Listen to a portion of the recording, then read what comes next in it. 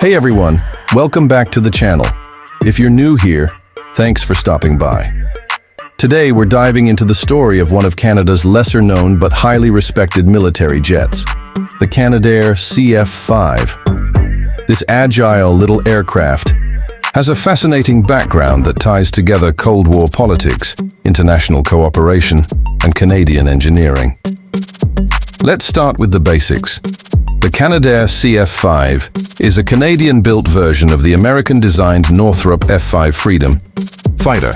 Back in the 1960s, the Royal Canadian Air Force was looking for a lightweight, cost-effective fighter aircraft that could fulfill multiple roles, from ground attack to reconnaissance and pilot training. Canadair, based in Montreal, took on the job of building the aircraft under license, but they didn't just copy the American design.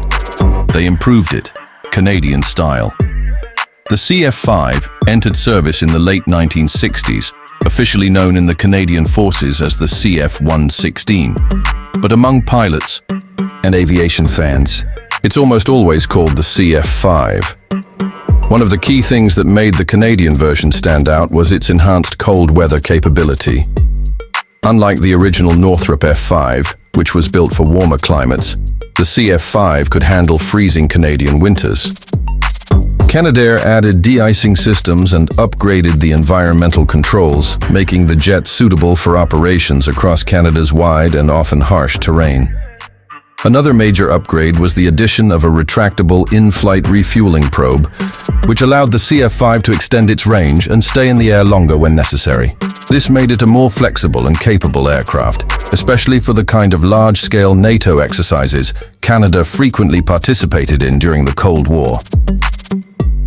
The CF-5 came in two main versions. The CF-5A, or CF-116A, was the single-seat combat version. The CF-5D, or CF-116D, was a two-seat trainer used for preparing pilots. Both versions were fast, nimble, and easy to maintain. That last point, ease of maintenance, was actually a big part of why the aircraft was valued. It had a low operating cost compared to heavier fighters, which meant more flight hours and more training opportunities without breaking the budget.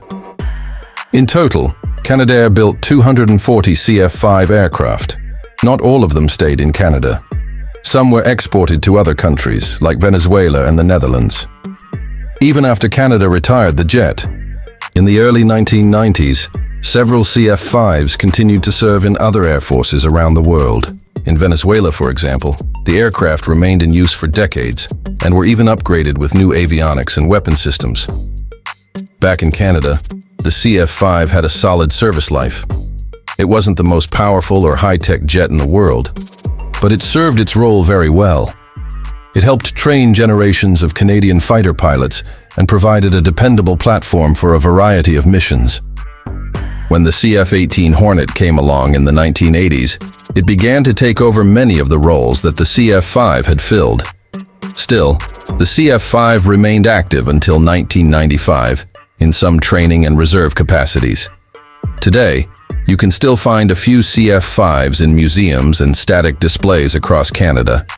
They stand as a reminder of a time when Canada needed a tough, versatile jet and got one, designed with international cooperation, but tailored to meet the unique demands of Canadian airspace. So, that's the story of the Canadair CF-5 and an unsung hero of Canadian military aviation. If you enjoyed learning about this aircraft, don't forget to hit that like button, subscribe for more aviation content, and let us know in the comments which aircraft you'd like us to cover next. Thanks for watching, and see you in the next video.